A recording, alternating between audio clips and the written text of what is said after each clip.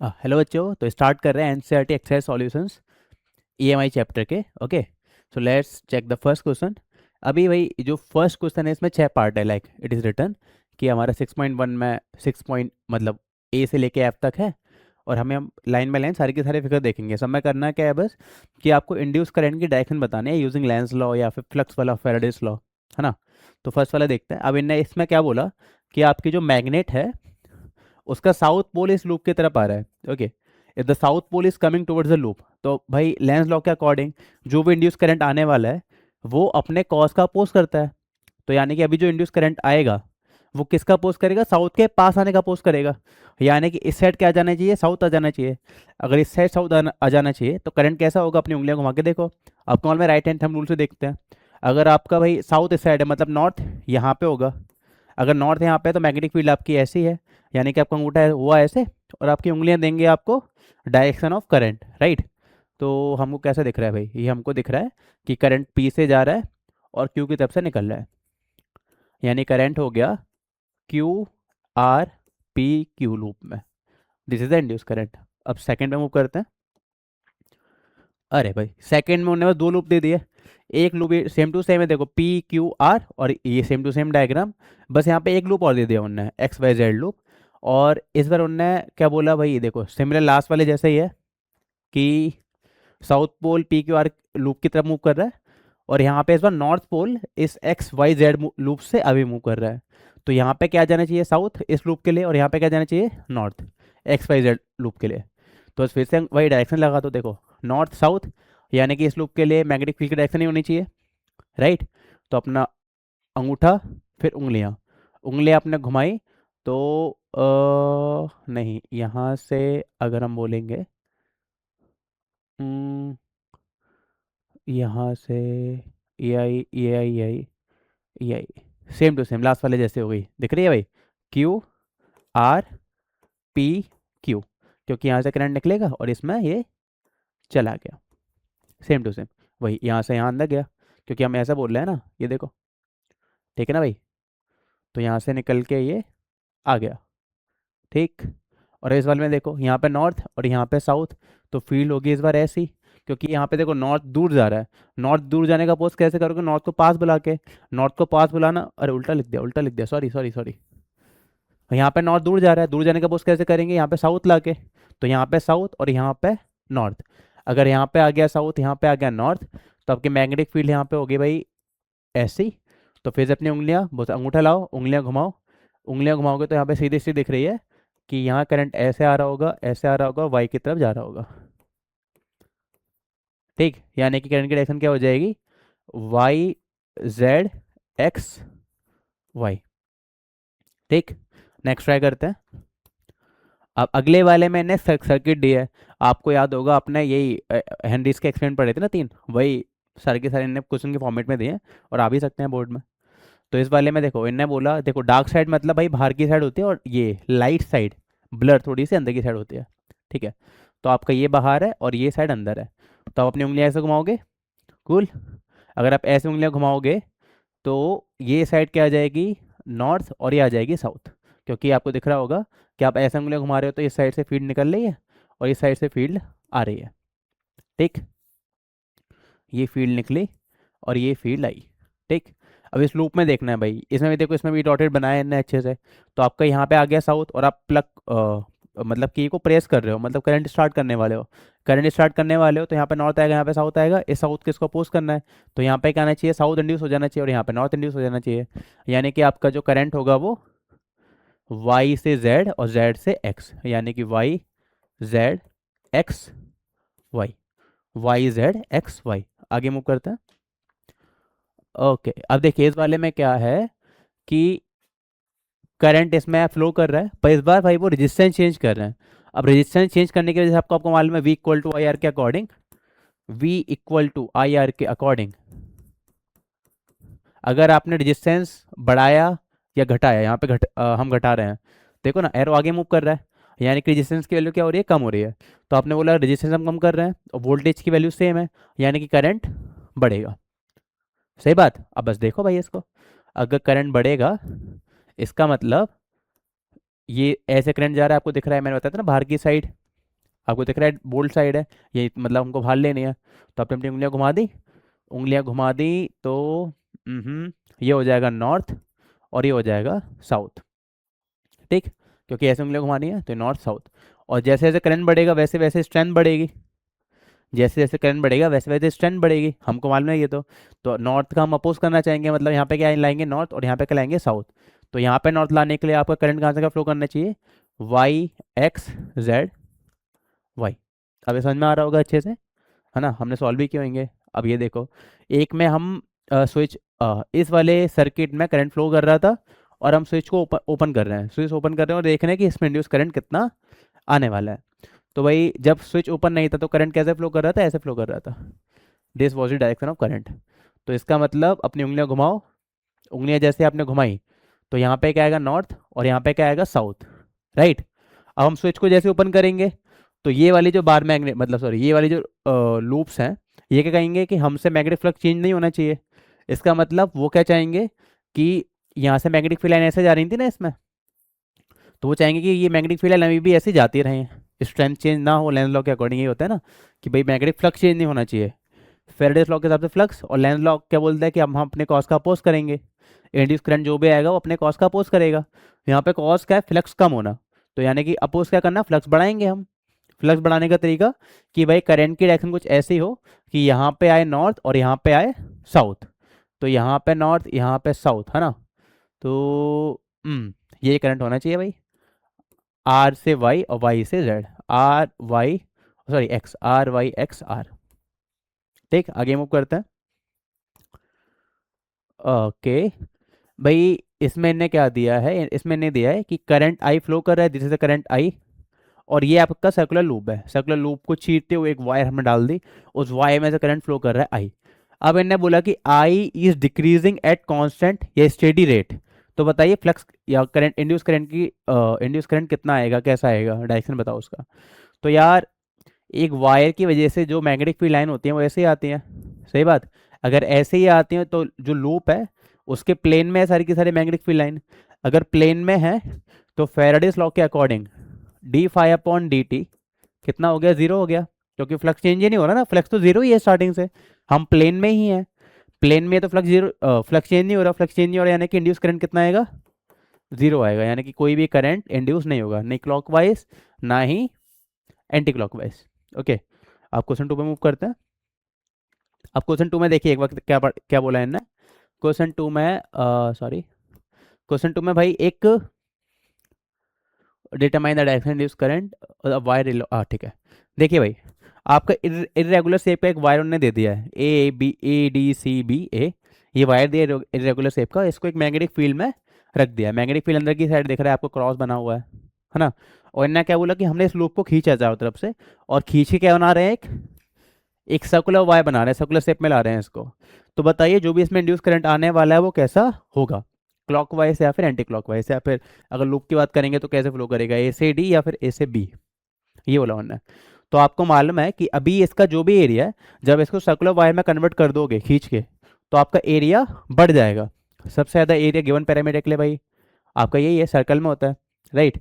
तो आपका एरिया आपको बढ़ते हुए दिख रहा है, बढ़ते हुए दिख रहा है, इसका मतलब हम फ्लक्स के बढ़ने का अपोज करेंगे, क्योंकि अभी आपको दिख रहा है कि फ्लक्स अंदर की साइड बढ़ जाएगा, इनवर्ड फ्लक्स इज इंक्रीजिंग, उसका अपोज कैसे करेंगे, आउटवर्ड मैग्नेटिक फील्ड लाके, मतलब हम करंट कैसा फ्लो करेगा, ऐसा फ्लो करेगा भाई, this is the direction of current flow. और एक ऐसा करंट आया एंटी क्लॉकवाइज, एंटी क्लॉकवाइज, ठीक। और एंटी क्लॉकवाइज अगर डायरेक्शन देखें तो ए से डी से सी, ए डी सी बी ए, ये डायरेक्शन हो जाएगी बस, ठीक। अभी आगे इसका सेकंड पार्ट में उन्होंने जैसे ये बोला कि आपकी एक सर्कुलर वायर थी और सर्कुलर वायर को हम एक एक ऐसे छोटे लूप में कन्वर्ट कर रहे हैं, ऐसे लूप में कन्वर्ट कर रहे हैं, और इस बार उन्होंने देखो ये दे दिया कि मैग्नेटिक फील्ड हमारी बाहर की साइड है, ये डॉट का मतलब होता है बाहर, यस। तो इस बार आप बड़े हुए एरिया को कम कर रहे हो, एरिया को कम कर रहे हो, और मतलब क्या कर रहे हो, फ्लक्स की वैल्यू कम कर रहे हो, राइट, कि भाई हम फ्लक्स की वैल्यू कर रहे हैं कम।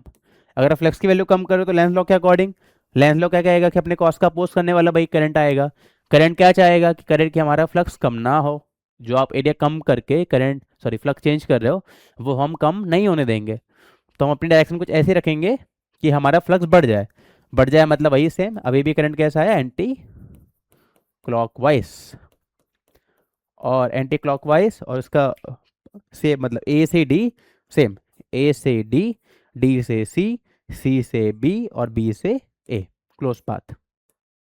ठीक, इतना आया। ओके, अभी क्वेश्चन नंबर 6.3 देखते हैं। इसमें हमको कह दिया है a long solenoid with 15 turns per unit length, यानी कि उनने भाई अगर हम सॉल्यूशन लिखें तो उन्होंने एन की वैल्यू दे दी हमको 15 टर्न्स पर यूनिट सेंटीमीटर, ये इसको कन्वर्ट करना पड़ेगा मीटर में, यानी कि 15 डिवाइड बाय 1 सेंटीमीटर में भाई 1/100, यानी कि आपने यहाँ पे लिखा 1/100, सॉरी 1/100 मीटर, तो आ गया भाई 1500 टन्स पर मीटर। अब आगे क्या बोला, has small loop of area 2 centimetre square, यानी कि इन्हें एरिया दे दिया है, वही अपन गिवन डाटा लिखना है पूरा का पूरा, फिर देखेंगे आगे क्या सॉल्व करना है। So this is given to be 2 × 10⁻⁻4 metre square. After that place inside a solenoid normal to its axis, यानी कि देखिए इन्हें क्या किया, इन्होंने बोला कि भाई ये आपकी एक सोलेनॉइड है, इस सोलेनॉइड के अंदर हम लोगों ने एक लूप रख दिया, उस लूप का एरिया आपको दे दिया इतना, उस लूप का एरिया दे दिया इतना, suppose this is a loop, और इसका उन्हें एरिया दे के रखा है, कूल, ठीक है भाई। अब आगे क्या बोलना है वो कि if the current carried by the solenoid changes steadily from 2 ampere to 4 ampere, मतलब हमने सोलेनॉइड में करंट की वैल्यू बढ़ा दी, जब सोलेनॉइड में करंट की वैल्यू बढ़ाओगे तो भाई अंदर मैग्नेटिक फील्ड चेंज होगी, मैग्नेटिक फील्ड चेंज होगी मतलब इस लूप के थ्रू जो फ्लक्स जा रहा है वो फ्लक्स की वैल्यू चेंज हो जाएगी, और अगर फ्लक्स की वैल्यू चेंज हो गई इसका मतलब फैराडेस लॉ के अकॉर्डिंग इंड्यूस ईएमएफ कुछ ना कुछ आने वाला है। अब इनने क्या पूछा है देखते हैं कि भाई आपने 2 से 4 वैल्यू कर दी कितने टाइम में, 0.1 सेकेंड में। So what is the induce EMF in the loop while the current is changing, induce EMF निकालना है हमको सीधा सीधा। तो भाई ये तो सिंपल क्वेश्चन हो गया बहुत, है ना।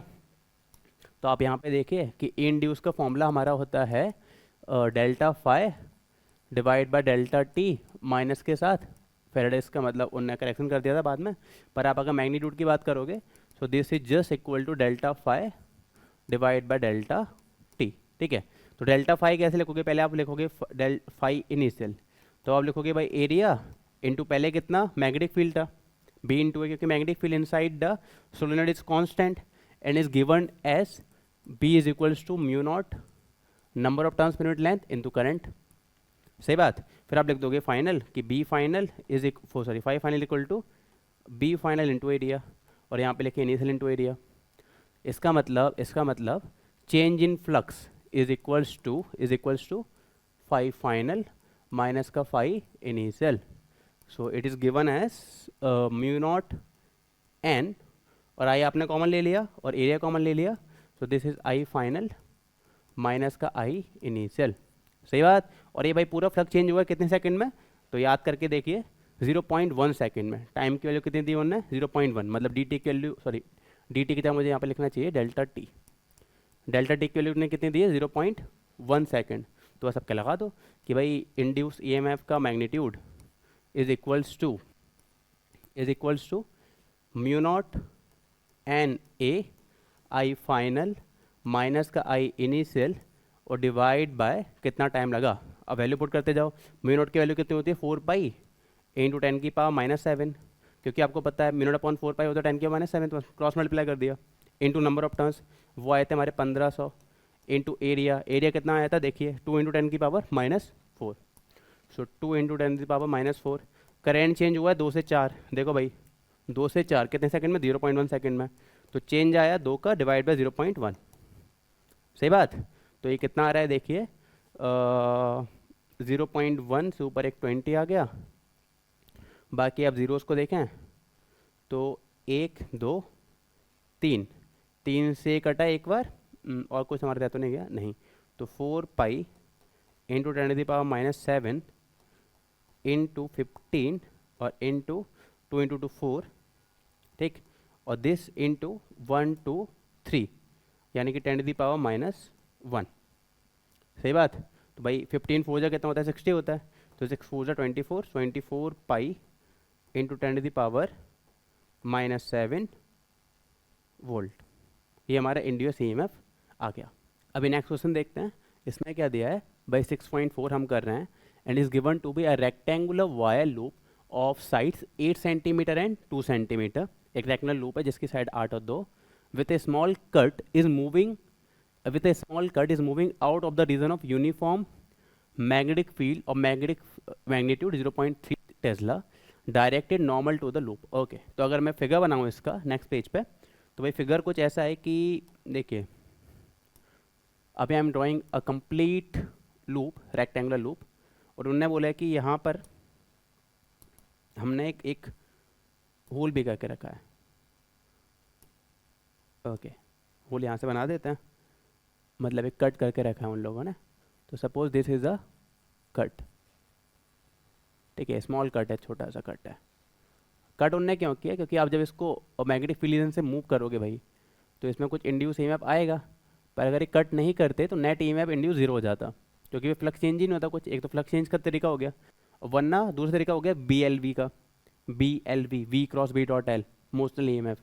ठीक है, तो इनने यहाँ पे कट आपको दे दिया कि this is my small cut. अब उन्होंने आगे क्या बोला देखते हैं, 8 सेंटीमीटर 2 सेंटीमीटर।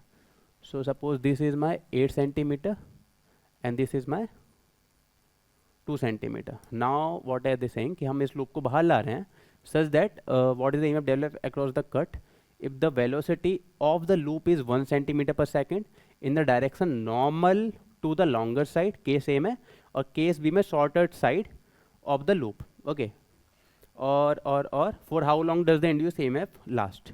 ठीक है भाई, तो केस A में उन्होंने क्या बोला, मैं केस A को पूरा येलो पेन से करने वाला हूँ। केस A में उन्होंने बोला कि हमारी जो वेलोसिटी है वो परपेंडिकुलर है लॉन्गर साइड से, है ना। अगर लॉन्गर साइड से परपेंडिकुलर है, यानी कि किससे परपेंडिकुलर है? 8 सेंटीमीटर वाली लेंथ से। तो आपको फॉर्मूला शायद याद होगा मोशनल ईएमएफ का, कि motional EMF E induce is given as V cross B and dot L, V cross B dot L। ठीक है, तो भाई V cross B dot L बस फॉर्मूला लगेगा, इसलिए उन्होंने एक बार उन्होंने बोला कि हम एक बार इसको कर रहे हैं मूव ऐसे, और दूसरा मूव करने वाले हैं शॉर्टर साइड्स के अलॉन्ग, शॉर्टर साइड के अलॉन्ग। और मैग्नेटिक फील्ड उन्हें दे दिया साफ साफ कि भाई इस पूरे की पूरे प्लेन के ही परपेंडिकुलर है B, और is given to be 0.3 tesla. ठीक, अब भाई देखिए वही बात कि अगर ये कट नहीं होता यहाँ पे छोटा सा, तो नेट ईएमएफ कितना आता? जीरो आता। नेट ईएमएफ कितना आता? जीरो। पर अब क्योंकि यहाँ पर कट है तो नेट ईएमएफ जीरो नहीं होगा, अब नेट ईएमएफ कुछ ना कुछ होने वाला है। अब वो कुछ ना कुछ क्या होने वाला है? वो कुछ ना कुछ बस ये होने वाला है, VBL, खत्म, VBL। अब VBL में आपको देखना होता है कि आपकी वेलोसिटी किसके पैरेलल है, किसके किसके परपेंडिकुलर है। जैसे कि अभी मैं इस वेलोसिटी की बात करूँगा तो वेलोसिटी लॉन्गर साइड के परपेंडिकुलर है और इस शॉर्टर साइड के पैरेलल है, तो इस शॉर्टर साइड में कुछ भी ईएमएफ नहीं आने वाला। सही बात। तो जो भी ईएमएफ इसके अक्रॉस आने वाला है will come due to this length, 8 centimetre वाली लेंथ, है ना। तो भाई कितना आ गया ये वेलोसिटी उन्होंने कितनी देके रखी है? Velocity is given to be C 1 centimetre per second, यानी कि यहाँ लिख लेता हूँ मैं 1 सेंटीमीटर पर सेकेंड, इसका मतलब हो गया 10⁻⁻² मीटर पर सेकेंड। ठीक, तो वी पुट कर दीजिए या फिर VBL लिख दीजिए इसको, पहले लॉन्गर साइड VBL लॉन्गर। तो भाई V आपने लिख दिया 10⁻⁻², B आपने लिख दिया 0.3 टेस्ला, और L आपका है 8 सेंटीमीटर, यानी कि 8 इंटू 10⁻² वोल्ट। तो आपका आंसर आ रहा है 8 × 24, 2.4 इंटू 10⁻⁻4 वोल्ट। ठीक भाई, ये केस A हुआ। अब इसमें टाइम भी निकालना था हमको कि ये जो आया है आपका आंसर ये कितने टाइम के लिए है, मतलब आपका ईएमएफ इंड्यूस कितने टाइम के लिए हो रहा है। तो हमको अज्यूम ये करना पड़ेगा, क्योंकि उन्हें देखो क्वेश्चन में सीधे सीधे ये बोला है कि हम इस लूप को ना बाहर ला रहे हैं मैग्नेटिक फील्ड रीजन से, कि देखिए moving out of the region of uniform magnetic field. इसका मतलब क्या मानेंगे कि भाई मैग्नेटिक फील्ड से अभी इतने रीजन में कन्फाइंड है, सिर्फ इतने रीजन में कन्फाइंड है, और इस रीजन से आप कहाँ पे ला रहे हो इसको? बाहर। तो भाई जब तक ये शॉर्टर साइड बाहर नहीं आ जाती तब तक कुछ ना कुछ चेंज होता रहेगा फ्लक्स का, है ना। क्योंकि आप अगर V से इसको खींच के ले जा रहे हो बाहर बाहर बाहर बाहर, तो ये वाली साइड जब तक यहाँ नहीं पहुँच जाती तब तक इंड्यूस ईएमएफ कुछ ना कुछ होता रहेगा। उसके बाद ये साइड बाहर निकल जाएगी तो कुछ भी इंड्यूस ईएमएफ नहीं आएगा। यानी कि कितने टाइम के लिए रहेगा ये? तो आप बोल दोगे सर टाइम लगेगा इसको, शॉर्टर साइड की लेंथ जो ने देख के रखी है 2 centimetre, so 2 centimetre divide by speed, और speed is given to be 1 centimetre पर सेकंड, यानी कि इंड्यूस ईएमएफ होगा हमारा 2 सेकंड के लिए। ठीक, ये है केस ए की बात। अब केस बी में सब कुछ सेम रहेगा, बस क्या चीज़ अलग हो जाएगी भाई, अब हम डायरेक्शन उल्टी कर, मतलब डायरेक्शन बस शॉर्टर साइड के अलोंग कर देंगे और कुछ नहीं। तो डायरेक्शन अगर शॉर्टर साइड के अलोंग कर देंगे, ये सब सेम है ना। हाँ हाँ, बस यहाँ पे थोड़ा डेटा चेंज होने वाला है। यहाँ पे क्या आ जाएगा, 0.28 यहाँ चेंज होगा, सॉरी यहाँ चेंज होगा, फिर यहाँ से चेंज होने वाला है, और ये चीज़ चेंज होने वाली है। आपको दिखाते हैं, लिख के दिखाते हैं, देखिए। अब हमने क्या बोला भाई कि अब आपकी जो वैल्यू है वेलोसिटी की वो ऐसे है, velocity is perpendicular to the shorter side, velocity is perpendicular to the shorter side. So this means अब इस बार जो इंड्यूस ईएमएफ आने वाला है इसके across will come out due to this length v cross b dot l। तो ये वाली लेंथ परपेंडिकुलर है and this longer length are parallel, तो इनमें कोई भी इंड्यूस ईएमएफ नहीं आएगा, और जो इसके अक्रॉस आएगा वो यहीं पे आ जाएगा नेट। तो आपने बोला वी बी एल, और यहाँ पे क्या आ गया भाई, शॉर्टर साइड, तो 10⁻²। स्पीड वही है, मैग्नेटिक फील्ड भी वही है, और इस बार लेंथ कितनी हो जाएगी आपकी 2 × 10⁻²। यस, तो आंसर क्या आ जाएगा भाई इस बार 0.6 10⁻4 वोल्ट। और कितने टाइम के लिए रहेगा, जब तक ये वाली साइड यहाँ नहीं पहुँच जाती। तो ये वाली साइड यहाँ पे कितनी देर में पहुँचेगी, टोटल डिस्टेंस ट्रेवल करना है उसको 8 centimetre divide by with the speed, तो 8 सेंटीमीटर डिवाइड बाय 1, यानी कितना टाइम आ गया ये 8 सेकेंड। कितना टाइम आ गया भाई 8 सेकेंड। एक बार डेटा सारा चेक कर लो, 0.3, यस यस यस, ठीक, समझ में आया।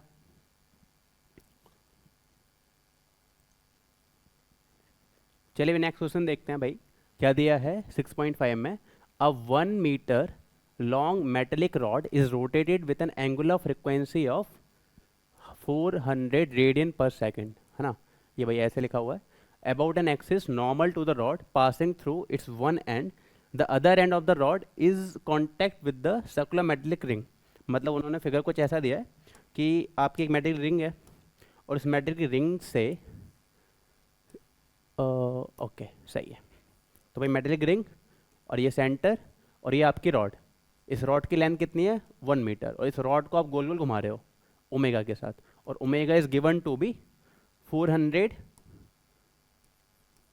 Radian per second, 400 radian per second, ठीक, 1 मीटर। अब उन्होंने क्या बोला कि the other end of the rod fix the a constant and uniform magnetic field of 0.5 tesla parallel to the axis exist everywhere, calculate the EMF induced between the centre and the ring. मतलब इस point के ओ के बीच में और ए के बीच में कितना induce EMF आ गया। तो यह बहुत क्लासिक प्रॉब्लम है, हमने सॉल्व करके रखी है। तो कि इंड्यूस ईएमएफ का यहाँ पर डायरेक्ट फॉर्मूला आ जाता है कि E induce is equals to half B omega L square upon, और मतलब 2 यहाँ पे मैंने लिख दिया ऑलरेडी, तो half B omega L square. L की वैल्यू ने कितनी दे दी 1 दे दी, ओमेगा डायरेक्टली दे दिया है, और बी भी डायरेक्टली दे दिया। बी कितना दिया उनने, अरे खो गया, कहाँ गया 0.5, ये रहा 0.5, यानी कि बी की वैल्यू है 0.5 टेस्ला। एक्सिस के पैरेलल है तो भाई ऐसी होगी, कोई बात नहीं, उसमें परपेंडिकुलर है, तो वैल्यू पुट कर दो, half 0.5 into omega is given to be 400 और इंटू लेंथ का square, length is given to be 1, मतलब 1 का स्क्वायर। तो भाई ये देखो 0.5 मतलब 1/2, तो 1/4 इंटू 400, यानी कि आंसर आ गया 100 वोल्ट, खत्म। सही बात। चलिए भी नेक्स्ट क्वेश्चन देखते हैं 6.6। देखिए भाई क्या दिया है, a horizontal straight wire of 10 metre of नहीं 10 metre long extending from east to west is falling with the speed of 5 meter per second at right angles to the horizontal component of the earth's magnetic field, और अर्थ के magnetic field की value ने दे दी 0.3 into 10⁻⁻4 weber per metre square. ठीक है, यानी कि अगर मैं इसका डायग्राम बनाऊंगा तो डायग्राम कुछ ऐसा है कि भाई ये आपकी वायर है सिंपली 10 मीटर लॉन्ग, और ये वायर नीचे गिरती जा रही है कितनी स्पीड से 3 इंटू 5 मीटर पर सेकेंड से। So this wire is falling with a speed of 5 metre पर second at a right angle with the horizontal component of the earth magnetic field. अब देखो उनने क्या बोला भाई कि ये डायरेक्शन आपकी हो जाएगी वेस्ट और ये हो गई आपकी ईस्ट, यानी कि नॉर्थ होगा ऊपर और साउथ होगा नीचे, क्योंकि इन्हें बोल के रखा है कि जो आपकी वायर है वो अर्थ की हॉरिजॉन्टल मैग्नेटिक फील्ड के साथ परपेंडिकुलर है, वेलोसिटी उसकी परपेंडिकुलर है। अब आपको थोड़ा सा मालूम ही होना चाहिए कि भाई अर्थ की मैग्नेटिक फील्ड होती है वो जाती है साउथ से नॉर्थ की तरफ, मतलब ऐसे होती है भाई ये ठीक ऐसे निकलती है, यानी कि इस पॉइंट पे मैग्नेटिक फील्ड सपोज ऐसे कुछ होगी, अंदर थोड़ी सी जा रही होगी 3D में, 3D में मतलब एक कॉम्पोनेंट ये हो गया और एक कॉम्पोनेंट ऊपर हो गया, तो वाला कॉम्पोनेंट तो इसके पैरेलल है, तो बचा कौन सा अंदर वाला कॉम्पोनेंट जो है हमारा अर्थ का magnetic field. So earth magnetic field is inside and the earth magnetic field का horizontal component is inside. Okay ये हमको देखना था थोड़ा सा, बस ये इसमें भाई गिलिस था, बाकी सब तो वी बी एल फॉर्मूला लगाना है, क्योंकि वो क्या पूछेंगे, वो पूछेंगे मैग्नीट्यूड बताइए इंड्यूस ईएमएफ का। देखो फर्स्ट वाले केस में what is the instantaneous value of EMF induce in the wire, तो भाई उसका फॉर्मूला लगा दोगे आप सीधा सीधा कि देखिए first part E induce is equals to V B और एल, तब सबके परपेंडिकुलर कंपोनेंट्स एक दूसरे से, तो वी कितना दे दिया आपको 5 और आपको बी दे के रखा है उनने 5 into B is given to be C 0.3 into 10 to the power -4, so this is 0.3 into 10 to the power -4, और लेंथ कितनी दी है आपको, लेंथ दे के रखिए 10 मीटर, दिखा देते हैं, तो this is given to be 10 metre long. ठीक है, तो आपका आंसर आ गया 1.5 into 10 to the power -3 volt. ये फर्स्ट पार्ट का आंसर सीधा सा, बस इसमें ये चीज़ देखनी थी भाई और कुछ नहीं। अब बी पार्ट देखो, बी में उन्होंने क्या पूछा, सो बी में उन्होंने पूछा what is the direction of the EMF, मतलब इंड्यूस इलेक्ट्रिक फील्ड जो आई उसकी डायरेक्शन क्या है, और तीसरा पार्ट उन्होंने पूछा which end of the wire is at higher electrical potential. तो भाई सिंपल सी चीज़ है, देखो थोड़ा सा समझो, राइट हैंड हम रूल से निकाल देते हैं हम ये वाली चीज़, जैसे कि आप फॉर्मूला लगाते थे कि डायरेक्शन ऑफ इंड्यूस्ड ईएमएफ या फिर induce electric field is V cross B in the direction of V cross B, मतलब पैरेलल है इस डायरेक्शन के, तो आपको वी क्रॉस बी लगाना पड़ेगा, उसके लिए एसेंशियल था कि आपको बी मालूम होना चाहिए कहाँ पर है। तो देखो वी नीचे और बी अंदर, तो अपना उंगलियाँ घुमाओ, तो भाई ये डायरेक्शन क्या आई, इंड्यूस इलेक्ट्रिक फील्ड की डायरेक्शन, यानी कि this is the direction of induce electric field, यही हो गई हमारी ईएमएफ की डायरेक्शन। ठीक है, मतलब कहाँ से कहाँ, वेस्ट से ईस्ट, वेस्ट टू ईस्ट। अब उन्होंने पार्ट सी में बोला था कि बताइए कौन सा एंड हमारा हायर पोटेंशियल पे है, तो हायर पोटेंशियल पे तो भाई सीधी सीधी बात है, देखो अगर आपका फोर्स इस साइड आ रहा है इसका मतलब आपके इलेक्ट्रॉन्स कहाँ पे गए होंगे, इस साइड गए होंगे, तो this is a and with electrons and this is a and with deficiency of electrons, यानी कि पॉजिटिव चार्जेस, पॉजिटिव। तो भाई हायर एंड कौन सा हो गया आपका, ईस्ट वाला हायर एंड हो गया, क्योंकि अब ईस्ट से वेस्ट की side induce sorry electric field आगे होगी, इलेक्ट्रोस्टैटिक फील्ड आगे होगी, क्योंकि ये इंड्यूस इलेक्ट्रिक फील्ड है। बस आइए नेक्स्ट प्रॉब्लम करते हैं आप, रिपीट ये वाला पार्ट कट कर दीजिएगा। चलिए नेक्स्ट प्रॉब्लम करते हैं आप। प्रॉब्लम 6.7 क्या दिया है, current in the circuit falls from 5 ampere to 0 ampere in 0.1 second if an average EMF of 200 volt induced give an estimate of the self inductance of the circuit। अरे ये तो कुछ ज़्यादा आसान नहीं हो गया, देखो ना आपने बस सीधा ये फॉर्मूला यूज़ करना है कि E इंड्यूस अक्रॉस है इंडक्टर, मतलब कि सर्किट में जो इंडक्टेंस है उसके अक्रॉस इंड्यूस EMF क्या आता है, L di अपॉन dt, ये भाई इंस्टेंटेनियस होता था। अब क्योंकि उनने डेल्टा दे दिया तो आप लगा दोगे E induce is equals to L delta I divide by delta T, कितने टाइम में कितना करंट चेंज हो गया। यहाँ पे माइनस आता था पर क्योंकि मैग्नीट्यूड की बात कर रहा हूँ तो माइनस मैंने नहीं लगाया, तो बस अब सीधे क्या भाई लिख दो, इंड्यूस की वैल्यू ने दे दिया 200 इज इक्वल्स टू एल हमको निकालना है इनटू डेल्टा आई कितना आ गया 5 - 0, तो आ गया 5 डिवाइड बाय कितने सेकंड में 0.1 सेकंड में, तो भाई एल आ गया आपका 200 इंटू 0.1 डिवाइड बाय 5, तो 0.1 से 0 कट गया और बचा 4 Henry, 4 Henry is my answer. चलिए भाई आखिरी क्वेश्चन देखते हैं, लास्ट क्वेश्चन है इस एक्सरसाइज का। A pair of adjacent coil has mutual inductance of 1.5 Henry, यानी कि भाई हमको m की वैल्यू दे दी है इनने 1.5 henry and now if the current in one coil changes 0 to 20, यानी कि we are given with delta I is given to be 20 ampere. और कितने टाइम में किया उनने ये, तो हमको टाइम लगा 0.5 सेकेंड। अब उन्होंने आगे क्या बोला भाई कि what is a change in flux link with the other coil, link with the other coil. तो आप थोड़ा बेसिक पे अगर जाओगे, जब हमने म्यूचुअल इंडक्टेंस डिफाइन किया था तो आपने डिफाइन ही ऐसे किया था कि भाई M of 1 2 is equals to phi in 1 divide by I in 2, कि दूसरे करंट मतलब दूसरे के करंट में चेंज होने के कारण पहले के फ्लक्स में कितना चेंज आ गया, मुझे डेल्टा लगाना चाहिए यहाँ पे, इसकी वजह से कोफिशिएंट आया था म्यूचुअल का। सही बात, तो उनने इसलिए ये पूछा भी है। तो भाई आपको एम दे के रखा है उनने, और आपको याद है कि this is also equal to M21, also equal to, तो यानी कि 1.5 is equals to delta phi हमको निकालना है, और डेल्टा आई की उन्हें वैल्यू दे दी 20, यानी कि डेल्टा फाई कितना हो गया, डेल्टा फाई हो गया 15 इंटू 2 यानी कि 30 वेबर।